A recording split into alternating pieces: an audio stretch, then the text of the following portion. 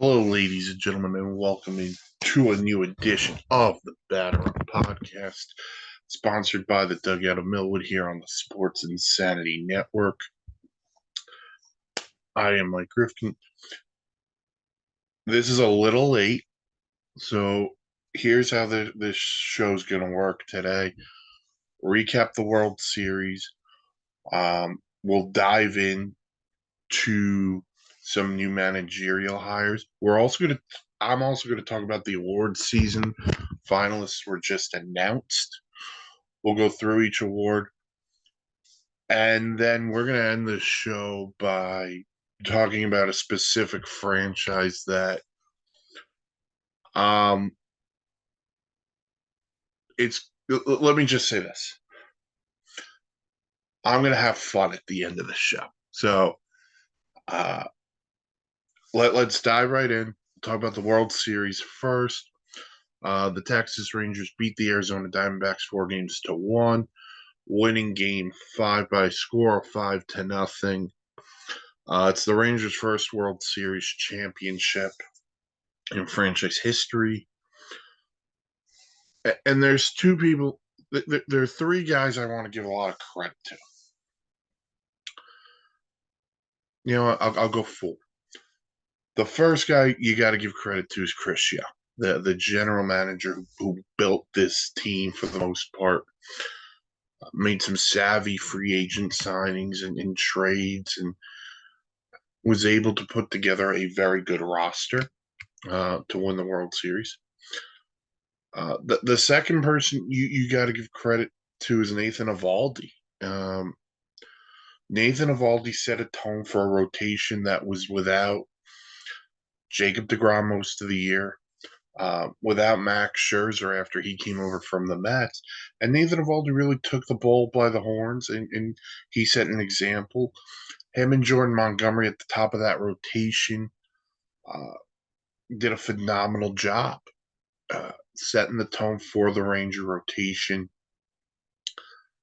And he was really good in Game 5. Uh, him and Zach Gallen went pitch for pitch.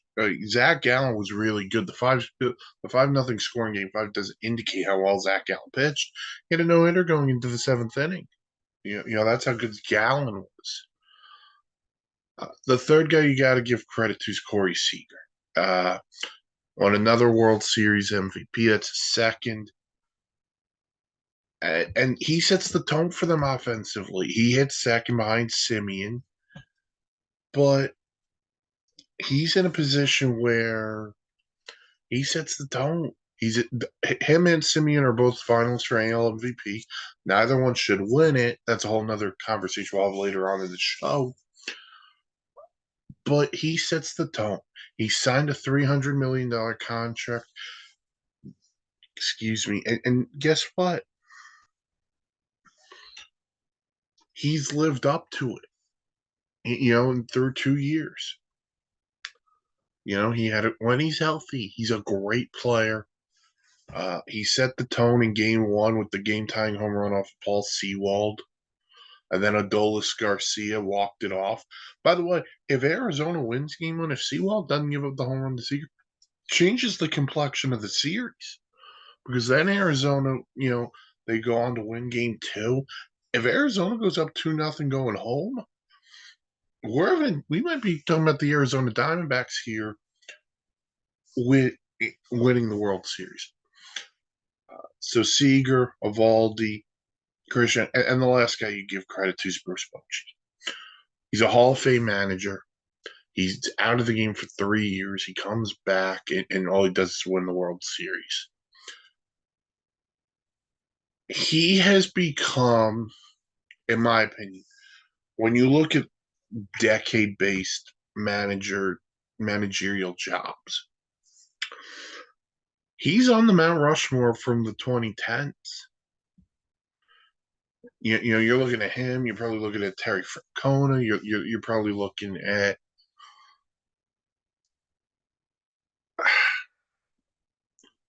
trying to think of who else you'd put on for the 2010s. But you understand the point. All he does is win, and he set a tone from spring training on. This is how we're going to operate. Well, here they are. The Texas Rangers are your 2023 World Series champs. They have an interesting offseason ahead of them. Like I mentioned, what happens with Jordan Montgomery? He's a free agent. He was a huge piece for them winning the World Series. I think my ultimate question is, what is Bruce Bochy's plan? What's Bruce Bochy's plan? Is Bruce Bochy going to be the manager of this team for the next 4 or 5 years? Or is this going to be he's here for 2 to 3 years and then, he'll go to the side? He'll go side. I don't know. I'm intrigued by it. Texas is here to win. They're here to win for now. They'll have a Jacob DeGrom back next year at some point. They'll have maybe they'll have a healthy Max Scherzer next year. They hope. And then you have a Simeon, you have a Garcia, Seager, Jonah Hyman, Josh Young are coming off of really good years. This is a good baseball team, and they're going to be built for the long haul right now. So they're going to be around for a while. I'm not sure about the Diamondbacks, though, on the flip side. They got hot at the right time. They beat up the Brewers. They swept the Dodgers, which nobody saw coming. They beat the Phillies in Game 6 and Game 7 in Philadelphia. That's impressive. And look, they were competitive in this series with the Texas Rangers. They really were. If you go back and look at, the series, you know, game one, they lose 6-5 and 11. If Sewell closes the door in the ninth, they win. They win game two. Game three, they lose 3-1. I mean, game four was a blowout, but they fought back to make it 11-7. And even game five, the score was 5-0. Zach Gallen was throwing a no hitter had a no hitter into the seventh. Offensively, they were a little light in the series. Ketel Marte had a really good playoff. Corbin Carroll, inconsistent, but he came through when he had to. They missed. Christian Walker did not have a great playoff. He didn't have a great World Series. And that was kind of the big bet they were missing. The kid they have a catcher, Moreno, he's going to be a stud for them. Alec Thomas had a phenomenal playoff run for them. I do think they can use another middle of the order bat. I think that would help them. And then there's one other thing, and it bothers me throughout baseball. There's been a devalued.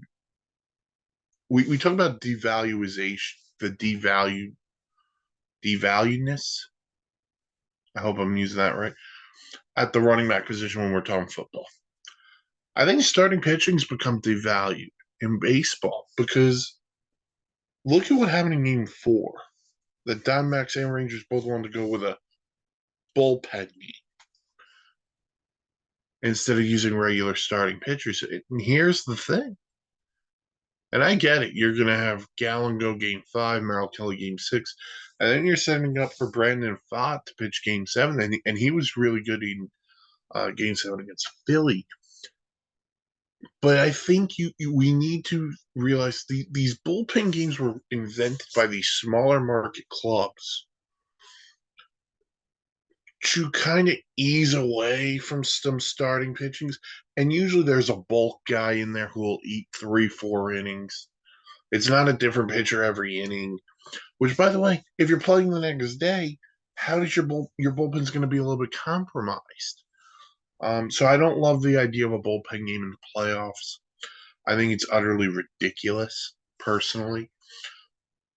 Go get another starting pitcher if you're Arizona. I'm not saying you have to go to the top of the food chain and sign Aaron Nola this offseason, the 6 years and $240 million. That's not what I'm saying. You have Zach Gallen, clear top of the rotation guy. Merrill Kelly, good. He's fine as a number 2. If you want to sign a guy who could be maybe a number 3 starting pitcher, and then maybe you could slot Brandon Pfaadt down to 4. Okay, now we've got something. Or even a veteran guy who you could slot into the back end of the rotation. I'll tell you a guy right now, if I'm Arizona, I would consider buying low on. because that's how they operate. What about a guy like Luis Severino? I'd be buying low. He's got some playoff experience. You know,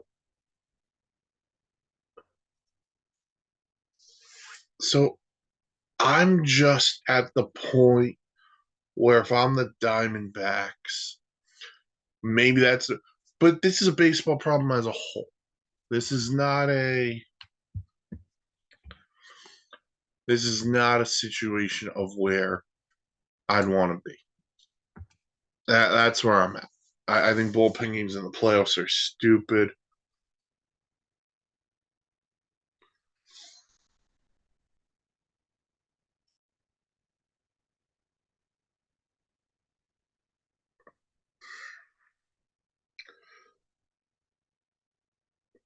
So that's where I'm at. The World Series. It was a fun series. I saw the ratings were down for the World Series.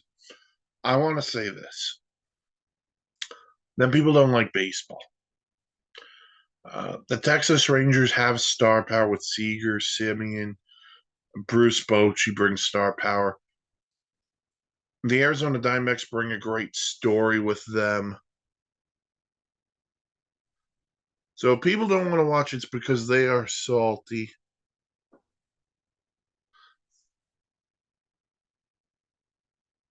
If people don't want to watch it, that's because they don't have interest. But I want people to be interested. This isn't an East Coast West Coast thing. I watch the World Series every year because I enjoy baseball. The Diamondbacks were a great story. Texas, great story because of Bruce Bochy. I get it. You may not have a rooting interest, but let's have some love for the game. Let's get the ratings back up. It doesn't always have to be the Dodgers or this team every year. It doesn't. The World Series was fun. It was competitive. And people would know about it because they didn't watch. And that's a shame. All right. So we have that. We have the World Series being done. We also have managerial hires. And where we're going first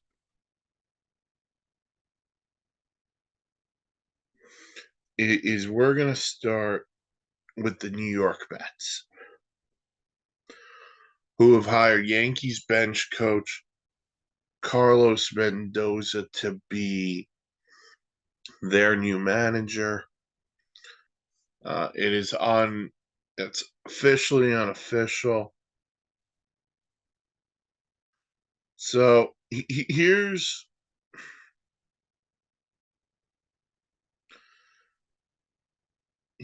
what I'm going to say. I know nothing about Carlos Mendoza. I just know he was the bench coach for the Yankees, and by all accounts, people love him. I think Andy Martino of SNY had people tell him how beloved he was. Brian Cashman said some things about him that was, good. Aaron Boone talked about how he's always prepared. Um, Aaron Boone said this. This is the quote as him. Aaron Boone told Martino, he's the real deal. He's smart, tough, prepared, and works his butt off, and a very loyal person. He has a great family, and I can count on him always. Continues to go on. He has grown in the job. He's earned this opportunity, smelling the wins over the last month. I thought he was going to get one of these shots because people were seeing what I have seen. The only thing people could say is that he doesn't have the experience, but he has managed in the minors. He's been a bench coach. He has managed in the minors. He's done winter ball. He's more than paid his dues. Close quote. So that's Aaron Boone, Andy Martino on Carlos Mendoza. Um, true thought processes here. There are really three, but I'll dive into the first two first. Okay, he's going to get an opportunity. I can't sit here and say I hate the hire, I hate this part, I hate that part. I don't know. I don't know what he's going to be. So I'm okay with not. I'm okay with that part. I'm okay with not know as long as the rest of the coaching staff is, or you put him with a veteran bench coach. There's going to be one exception to that rule. I don't want Gabe Kapler near my team. I don't want Gabe Kapler near the team. I don't care if it's Phil Nevin as the bench coach. You know who I'd love to be the bench coach? I don't know if it'll happen. Would Ron Washington take the bench coaching job / third base coaching job? I'd hire Ron Washington. Uh, so the next part of this comes: is he a better fit the Buck show? David Stearns wanted to hire his own guy, so I can't sit here and tell you that Mendoza is going to be better than what Buck was to this team. This is David Stearns' hire, and I'm not going to judge David Stearns off this one hire. I have a whole winter to judge all the moves he's going to make for this team before I can actually put a letter grade to it or an excitement level to this team. Am I disappointed that it's not Craig Counsell? To a degree, sure. But we'll get into Craig Counsell in a minute. But look, Mendoza's going to get a chance here. We'll see what happens. The Mets played this one very close to the vest, which I kind of like. Everyone knew they wanted Counsell. Everyone knew they wanted certain degrees.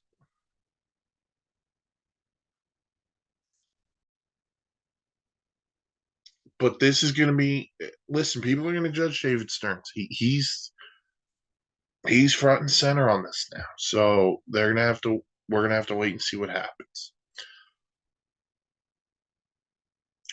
So Mendoza comes in, which means Craig Counsell's out. Well, Craig Counsell was not out of a job for long, um, because he decided to take his talents from Milwaukee to Chicago. He's new manager of the Cubs. He's also the highest paid manager in the history of baseball. I have two. Listen. First of all, it's a home run hire by the Cubs. Craig Counsell's going to do a fine job, but this is two things. One, now there's pressure on Cubs ownership and the GM Jed Hoyer. They have to spend. They have to spend some money here, and they've spent previous off seasons. Sia Suzuki got paid. Dansby Swanson got paid. They're going to have to go in here and make some big moves this offseason because that has to be the follow-up to Craig Counsell. Where I would go if I were them, I would look at third base. Maybe Matt Chapman's a guy they like. I know they played Wisdom there some. They play Nico Horner kind of everywhere, but I really like him at second. And they're going to need a guy in the rotation. Marcus Stroman opted out of his contract. Not sure they're going to bring him back. So that's a part of that process too.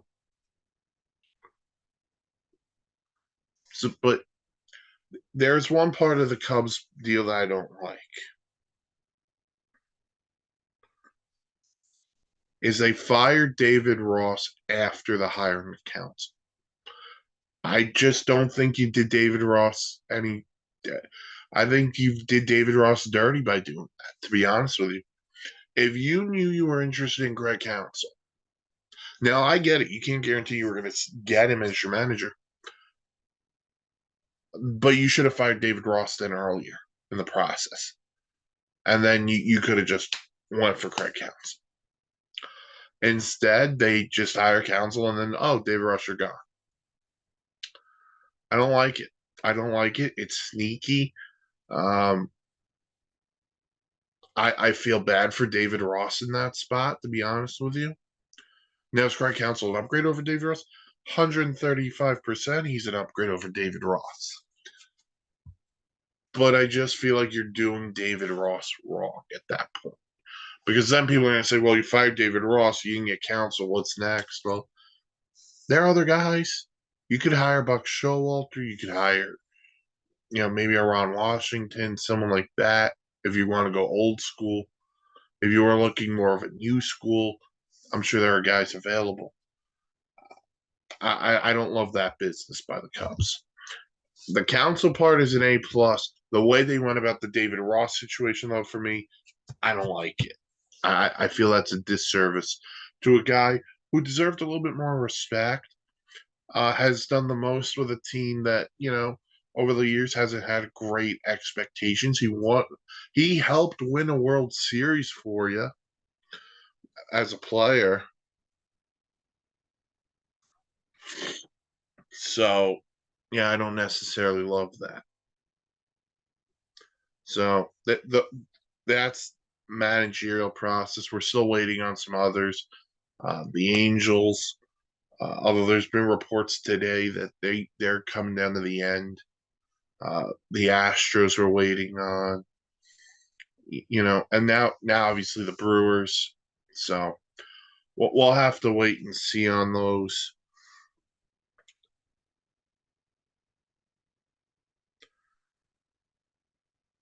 We'll have to wait and see on what those guys do. We'll hopefully cover that next week. Now we're going to talk award finalists. And we'll go through who I think should win these awards. These are your regular manager of the year, rookie of the year, MVP, Cy Young, etc., etc. So this is from Fox Sports. We'll do the American League first, then we will do the National League. Your candidates are Tanner Bibby of the Guardians, Tristan Cassis of the Red Sox, and Gunnar Henderson of the Orioles. This is for Rookie of the Year. Listen, I got to tell you, I would go Gunnar Henderson for what he meant to the Orioles. I got to tell Tristan Cassis has a really interesting argument for Boston. He's a first baseman of the future, big time power. I think that would be his case. But Gunnar Henderson, the year the Orioles had, Gunnar Henderson was a huge part of that. He would be my Rookie of the Year. Manager of the Year, you have Bruce Bochy of the Rangers, Kevin Cash of the Rays, and Brandon Hyde of the Orioles. This to me is a slam dunk. It's Brandon Hyde. Listen, I love Bruce Bochy and what he did for Texas. I love Kevin Cash and what he's done for the Rays. The Orioles won 101 games. They had the best record in the American League. Texas was really good, and they spent money on guys who were really good. The Rays have been good for a number of years. The Orioles, this young up-and-coming team, won 101 games. I'm going Brandon Hyde as your AL manager of the year. I don't personally. I don't think it should be that close. All right, Cy Young. You have Garrett Cole of the Yankees, Kevin Gausman of the Blue Jays, and Sonny Gray of the Minnesota Twins. It's Garrett Cole. Garrett Cole's winning the AL Cy Young. It's not close. Led the league in strikeouts. Pitched a lot of gems for a Yankee team that wasn't very good. We will get to them in a few minutes. But Garrett Cole is your AL Cy Young Award winner in my mind. And then you have MVP. You have Marcus Semien and Corey Seager of the Rangers versus Shohei Ohtani of the Angels. Again, I think this one's easy too. It's Ohtani. Nobody does what Shohei Ohtani does. And listen, Marcus Semien had a great year. Corey Seager had a great year. Shohei Ohtani was still hitting with a torn UCL. He was still doing his thing. He still hit over 40 homers. He still drove in 100 RBIs. He still pitched his butt off for the Angels. Otani is the definition of the most valuable player. Your AL MVP in 2023 has to be Shohei Otani. And if it is not Shohei Otani, there's going to be somebody on this podcast who's going to rip the people who voted for this. I won't tell you who it is, but it'll be me. So, for the American League Rookie of the Year, Gunnar Henderson. Manager of the Year, Brent Hyde. Cy Young, Garrett Cole. MVP, Otani. National League Rookie of the Year, you have Corbin Carroll, Corbin Carroll of the Diamondbacks, James Outman of the Dodgers, and Kodai Senga of the Mets. First of all, James Outman, tremendous baseball name. You're out, man. I think there's a really good argument I can make for Kodai Senga for what he meant to the Mets this year. And he delivered on a big-time note. But it's going to go to Corbin Christmas Carroll. I really think we need to start divvying up Rookie of the Year as opposed to one for a position player, one for a pitcher. I just think, kind of like we do with MVP and Cy Young, it's very rare to see a pitcher win MVP. So let's give rookie pitchers their due as well. And say Rookie of the Year pitching side is this person. But Kodai Senga's got a real valid argument, but it's going to be Carroll. He had a great year for the Diamondbacks. Power-wise, stole a ton of bases. And an Arizona team that, made a big-time run into the World Series. Should note, didn't mention this before, Torey Lovullo got a contract extension with the Diamondbacks. Well-deserved. So shout out Torey Lovullo after that run. Manager of the Year in the National League, Craig Counsell, formerly of the Brewers, now the Cubs, Brian Snitker of the Braves, and Skip Schumacher of the Miami Marlins. I'm gonna go Skip Schumacher. I would go Craig. I would have no issue if it's Craig Counsell because I thought the Brewers were going to take a step back this year. They didn't. I might have been a year early on that one. But I don't think anyone saw the Marlins coming this year. And they did it without Sandy Alcantara being the Cy Young Award winner he was last year. They scored some runs. They were able to do some things. I would go Schumacher here for NL Manager of the Year. I think Brian Snitker, we knew the Braves would be good. But I'd go Skip Schumacher. And in reality, I'm a little disappointed they didn't put Rob Thompson on here. I thought Rob Thompson for Philly deserves to be in this conversation too. Or Torey Lovullo. You could have put Torey Lovullo in here. You could have put David Bell in this conversation for the job he did with the Reds. But of these three, I'm going to go Skip Schumacher. Cy Young, you got Blake Snell of the Padres, Logan Webb of the Giants, and Zach Gallen of the Diamondbacks. A little surprised Justin Steele's not here. A little surprised Spencer Strider's not here. It's going to be Snell. Blake Snell won 20 games. And he was constant for the Padres all year. And a dismal year for the Padres. But look at that. It's a contract year for Blake Snell. So we'll see what he does. But I think Blake Snell gets this, gets Cy Young. I didn't think Logan Webb was really a Cy Young candidate, but here we are. And Zach Gallen had a really good year for the Diamondbacks. I would not be upset if Zach Gallen won the award. And then NL MVP, it's a triple threat match. It's Ronald Acuna, it's Mookie Betts, it's Freddie Freeman. And honestly, I think I could say this with all certainty. Freddie Freeman is going to be third. And Matt Olson's probably going to be fourth. So it becomes down to Acuna versus Betts. I've taken a leg on each part of it. I'm going to go Acuna. The guy stole 70 bases. Guy had an unreal year. You can't go wrong either way. But I would go Acuna. So Corbin Carroll will win Rookie of the Year. Schumacher for Manager of the Year. Snell for Cy Young. And Ronald Acuna Jr. NL MVP.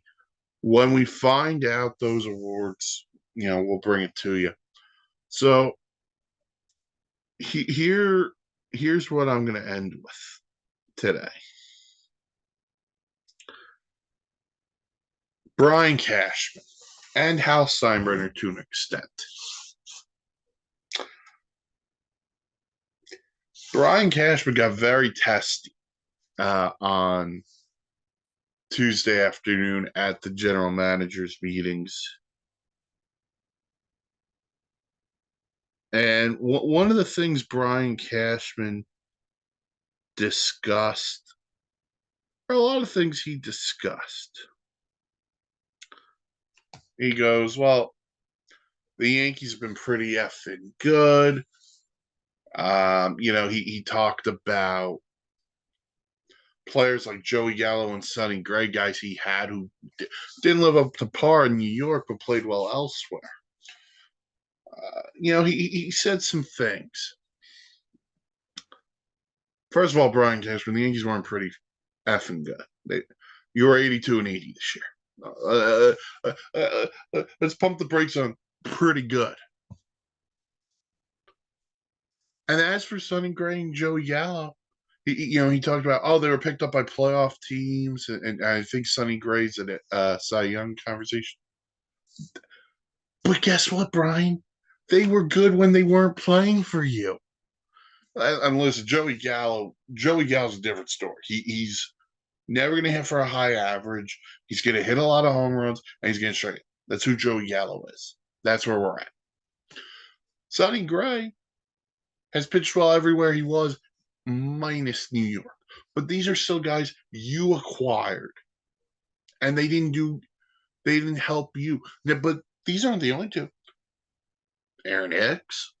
How's the Aaron Hicks contract looking? How about the Josh Donaldson deal? How'd that one work out? Carlos Rodon this year. How'd that work out? Brian Cashman got very testy because Brian Cashman looked like he was going to battle someone who was bothering him on Twitter. That is the best way I could describe this. Because there's no argument anymore. The year is 2023. We're going to enter 2024. The New York Yankees have not played in a World Series game in 15 years, starting next year. It'll be since 2009 that the New York Yankees have not played in a World Series game. And you know who's got to get blamed for it? Not the players, not Joe Girardi, not Aaron Boone, despite my dislike of Aaron Boone, but you.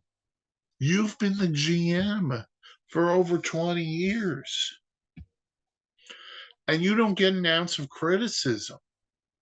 But the minute the criticism starts, Brian Cashman, you get very defensive about it. Why Brian Cashman gets defensive about it? Because he hears the outside noise. He hears the outside noise. He knows people talk about him on talk radio in New York. He knows people on social media are talking about him and how he puts together this really mediocre team. And he has to defend himself. But you don't do it. This is the part where you don't do it. This is an area the general manager's meeting is not the place for you to defend yourself. And again, I'm going to lump in the Mets here for a second. When the Mets were not playing well in the summer, we didn't want to hear from Bach. We didn't want to hear from Billy Epler. We heard from Steve Cohen directly. And Steve Cohen talked directly to the Met fan and said, we're going to try to turn this thing around. I believe in Buck. I believe in Billy. I believe in this whole thing. Brian Cashman or Hal Steinberg need to hold a press conference, not on Zoom and not going on to the Michael K show where, maybe they get a couple of softballs here and there. Talk to the media, talk to the Yankee fan directly and say, listen, we get it. We're the New York Yankees. We're supposed to win the world, be in the World Series conversation every freaking year. But instead, we're not. We're finishing right. We finished this year in fourth place. That's unacceptable. If George Steinbrenner was alive today, would he have dealt with the Yankees finishing in fourth place this year? No. No, he wouldn't. He'd sign Shohei Ohtani to an $800 million contract tomorrow. He would do whatever it took to win. And that's where we're at.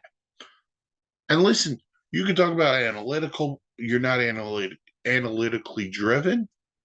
I don't care if you're Brian Cashman or if your house. You're not analytically driven. You're the New York bleeping Yankees. You have millions and millions and millions of dollars to go out and spend. By the way, you want to talk about deals that haven't worked? Look at Giancarlo Stanton. 4 years and $88 million left on that. And then Halsteimer talked to reporters on Zoom. They talked about bring back bunting and bring back small ball and whatever it is. I got to tell you, the New York Yankees are crumbling. Excuse me, they're crumbling. Hal Steinbrenner can't live with the pressure. Brian Cashman can't live under the pressure. And Aaron Boone is the guy who's left high and dry in this whole situation. Because the Yankees have to do something this offseason. What they do, I don't know. Are they going to be in on the big names in free agency? Probably. Probably because that's where they should be. But I'm not sure they're going to get anywhere.